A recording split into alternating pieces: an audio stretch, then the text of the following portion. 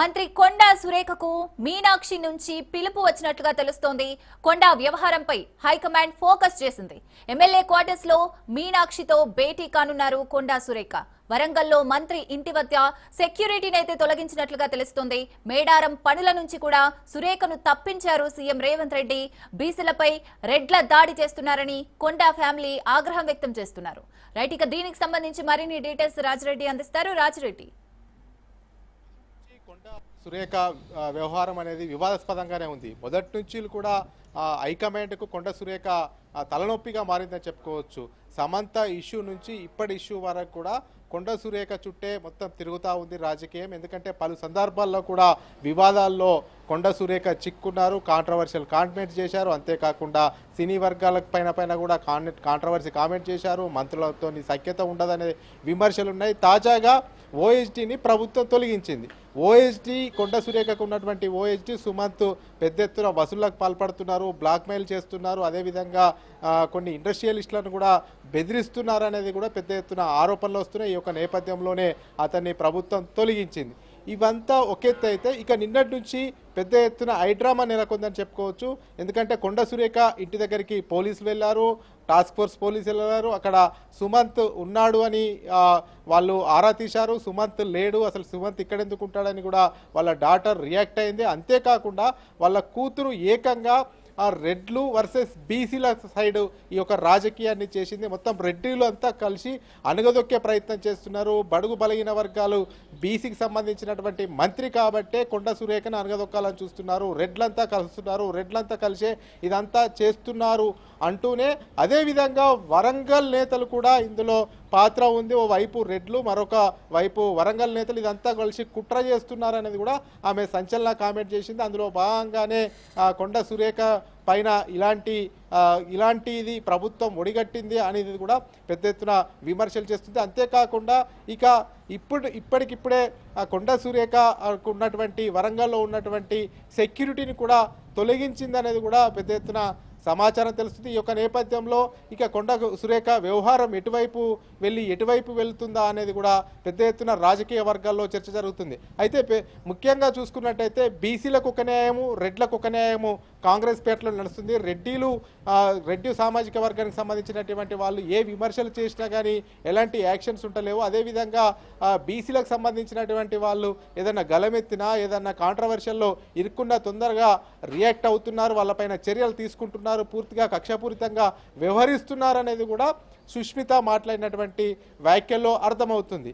ఇక కొండా సురేఖకు సంబంధించినటువంటి మేడారం టెండర్లు కూడా ఆమె దేవాదాయ శాఖ మంత్రిగా ఉన్నారు. ఏమైనా టెండర్లు ఉన్నా కానీ ఆమెనే చూసుకోవాలి. కానీ ఇప్పుడు ప్రభుత్వము కొండా సురేఖ దగ్గర ఉన్నటువంటి దేవాదాయ శాఖను కాదని ఈ యొక్క టెండర్ల విషయంలో కానీ, మేడారం జాతరకు సంబంధించినటువంటి కాంట్రాక్ట్ విషయంలో కానీ మొత్తం ఆర్ఎండ్బి శాఖనే చూసుకోవాలి అనేది కూడా ఆర్ఎండ్బికి శాఖకు సంబంధించినటువంటి ఉన్నతాధికారులకు సిఎస్ ఆదేశాలు జారీ చేశారు. మొత్తానికి ఇదంతా ఒకెత్తు అయితే ఇదంతా వివాదం జరగబోతుంది పెద్ద ఎత్తున. ఇప్పటికే కొండా సురేఖ కాంట్రవర్షియల్ చుట్టూ ఇరుక్కుంటున్నారు. ఇక ఇదేదో కాంట్రవర్షియల్ అయ్యేటట్టు ఉంది అనేది కూడా పసిగట్టినటువంటి అతని భర్త కూడా వరంగల్లో ప్రెస్లో మాట్లాడుతూ అసలు అక్కడ హైదరాబాద్లో జరిగే పరిణామాలు తనకు తెలియవు అంటూ కొండమురళి చెప్పడము. అంతేకాకుండా రేవంత్ రెడ్డి అంటే మాకు అభిమానం, మా కుటుంబానికి కూడా అభిమానం.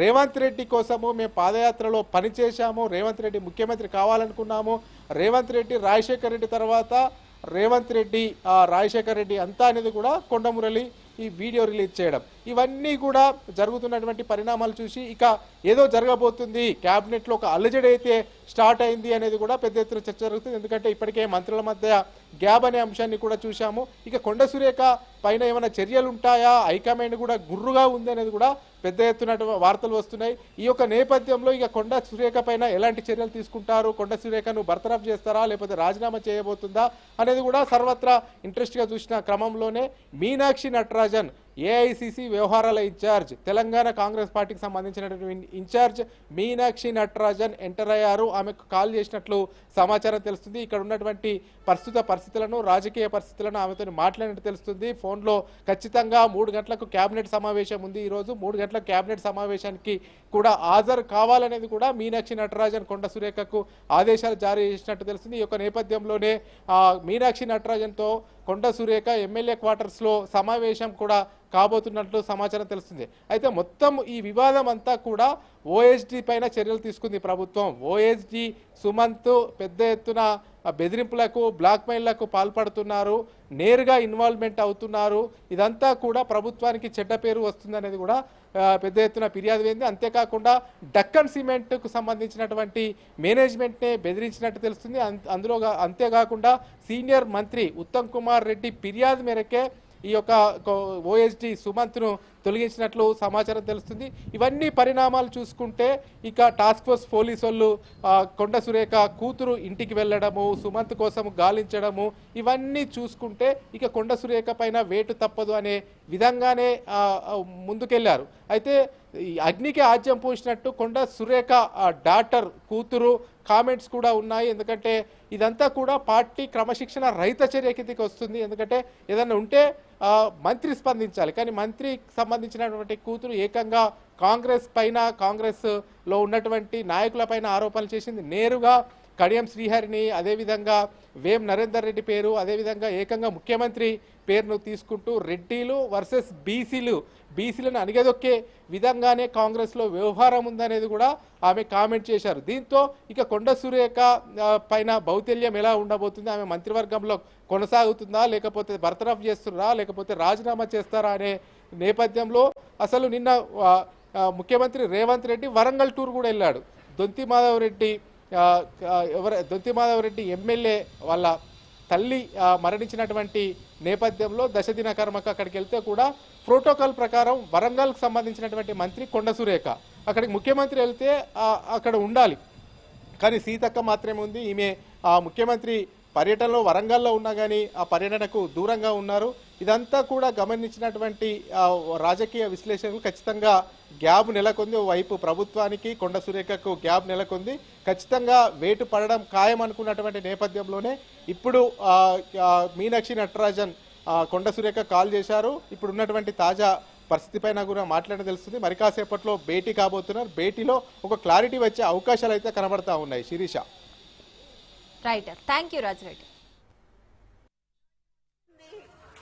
పేరేంటి? శ్వేత యాదవ్ వచ్చింది. ఏం చేయడానికి? ఎవరు వచ్చింది? ఇంకా మీరే చూడండి అయ్యా. ఇప్పుడు మేము చేసింది ఏంది? మేము కాంగ్రెస్ పార్టీకి లాయల్గా ఉండడం తప్ప.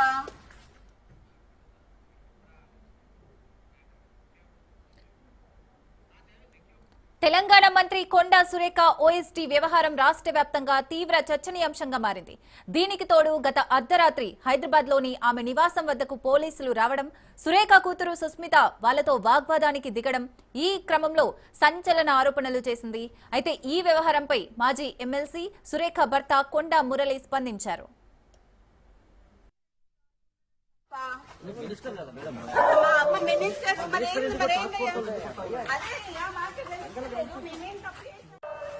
వచ్చింది. పేరేంటి? శ్వేత యాదవ్ వచ్చింది. ఏం చేయడానికి? ఎవరు వచ్చింది? ఇంకా మీరే చూడండి అయ్యా. ఇప్పుడు మేము చేసింది ఏంది? మేము కాంగ్రెస్ పార్టీకి లాయల్గా ఉండడం తప్ప. మేము రేవంత్ రెడ్డికి లాయల్ ఉండడం తప్ప. మినిస్టర్ మరి